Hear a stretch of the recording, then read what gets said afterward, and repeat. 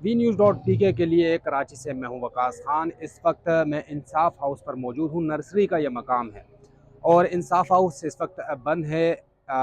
24 नवंबर की तैयारियों का सिलसिला भी जारी है। साथ में इनके जो रहनुमा हैं, अहदेदार हैं, वो ये कह रहे हैं कि गिरफ्तारियों का खदशा है। यहाँ पर मुलाजमीन तो होते हैं लेकिन अहदेदार नहीं आते। उसकी वजह यह है कि जो भी आता है उसको गिरफ़्तार कर लिया जाता है। लिहाजा इस वक्त उनकी मसरूफियात भी ज़्यादा हैं। हमारी बात हुई शुजात अली ख़ान जो कि सीनियर रहनुमा हैं पाकिस्तान तहरीक इंसाफ के, कादिर पटेल के मद्द मुकाबिल रहे और इजहार करते हैं हर जगह के फॉर्म 45 के मुताबिक वो कामयाब रहे।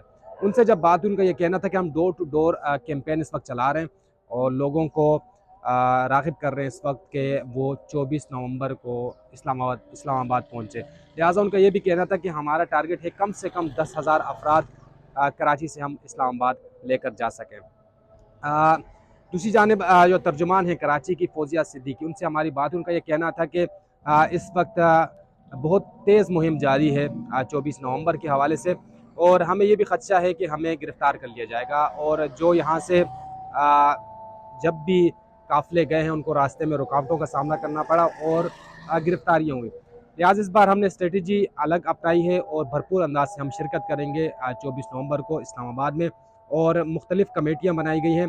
हमने प्लान किया है कि अगर गिरफ्तारियाँ होती हैं, अगर रहनुमा गिरफ़्तार होते हैं तो गैर सियासी लोग भी इस काफ़िले को लीड कर सकते हैं। लिहाजा उनका ये कहना था कि कराची से इस्लामाबाद का फ़ासला बहुत है। उनकी जानिब से उम्मीद का इज़हार किया कि 5,000 से 7,000 अफराद को हम यहाँ से इस्लामाबाद लेकर जाएंगे। लेकिन साथ ही साथ उनका ये कहना था कि अगर रुकावटें डाली गई तो भरपूर मज़ाहमत का सामना करना पड़ेगा।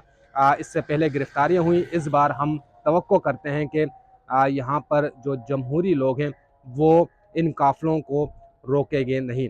लिहाजा उनका ये कहना था कि मुख्तलिफ़ जगहों पर, मुख्तलिफ़ मकामात पर हमारी टीमें बैठी हुई हैं।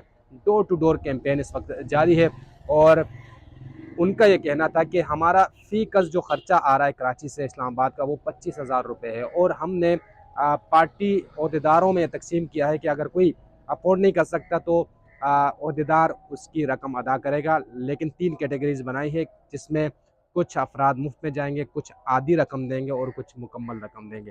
लिहाजा भरपूर तरीके से मुहिम अहदेदार जो पाकिस्तान तहरीक इंसाफ का जिसका दावा कर रहे हैं वो जारी है और उम्मीद उनकी जानिब से ये की जा रही है कि 5,000 से लेकर 10,000 तक के अफराद हम कराची से इस्लामाबाद ले जाने में कामयाब हो जाएंगे।